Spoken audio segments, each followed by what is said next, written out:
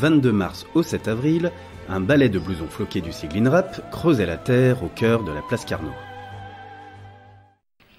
Tu vois, le monde se divise en deux catégories. Ceux qui ont un pistolet chargé et ceux qui creusent. Toi, tu creuses. Creuse un trou, creuse comme un petit fou.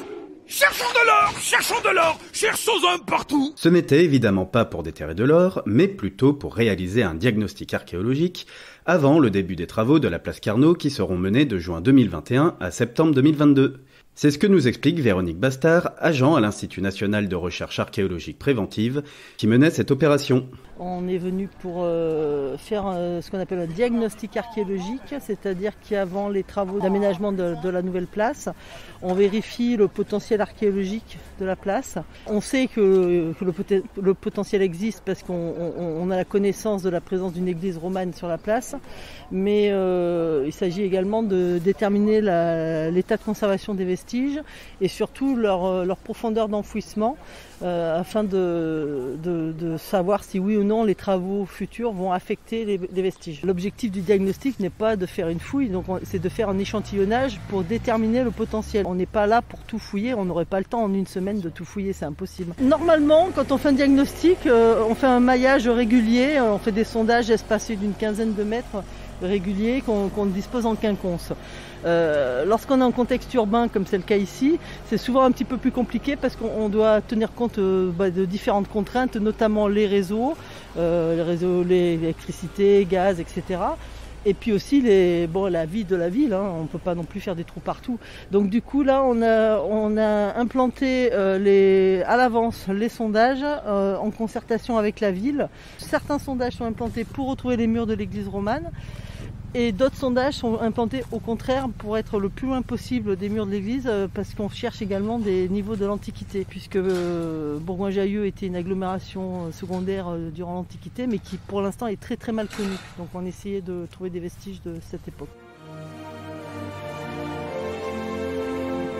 Pendant une semaine donc, l'INRAP est parti à la recherche de traces d'églises et de vestiges de l'époque gallo-romaine.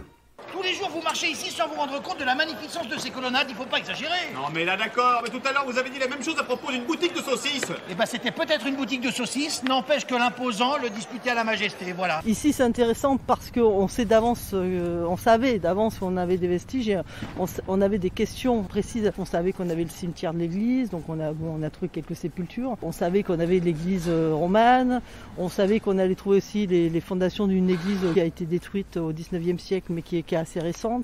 Et puis surtout, on avait cette question concernant l'agglomération antique. Des fois, quand on fait un diagnostic, on arrive sur un terrain dont on ignore tout et il arrive parfois même souvent, que ce soit totalement négatif. Donc là, forcément, c'est moins intéressant pour nous. Si des vestiges intéressants sont découverts, une fouille archéologique ou une modification du projet d'aménagement peut être réalisée. Enfin, un dernier cas de figure qui est très rare. Si le diagnostic a révélé des vestiges exceptionnels devant être conservés sur place, la commune est alors obligée de les intégrer dans le projet d'aménagement.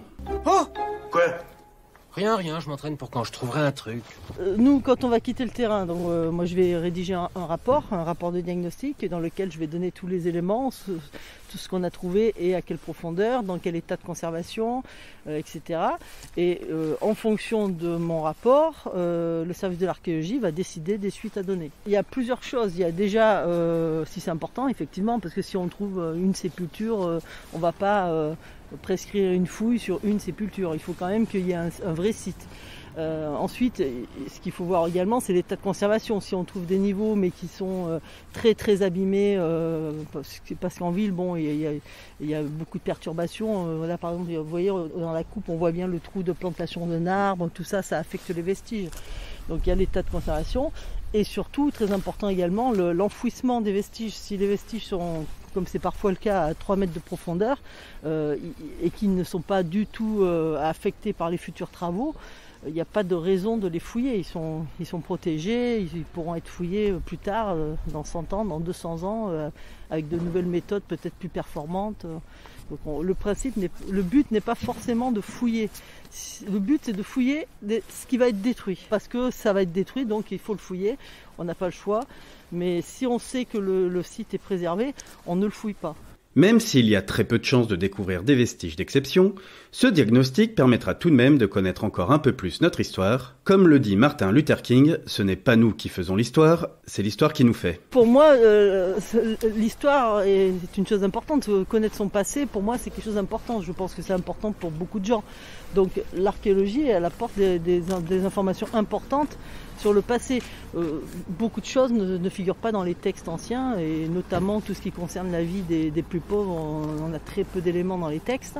Et puis il y a aussi des périodes les plus anciennes où les gens ne savaient tout simplement pas écrire. Donc l'archéologie est là pour apporter des éléments de connaissance sur le passé des gens. Là par exemple, on sait que pendant l'époque romaine, Bourgoin-Jallieu était déjà une agglomération, mais on ne la connaît pas, cette agglomération. Donc l'archéologie est là pour essayer d'apporter des éléments. Pour l'instant, on a très peu d'éléments, mais on espère en trouver un jour.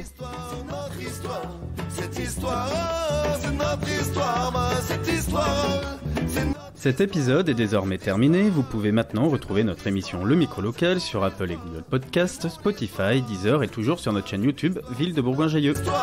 C'est notre histoire, c'est notre histoire, cette histoire.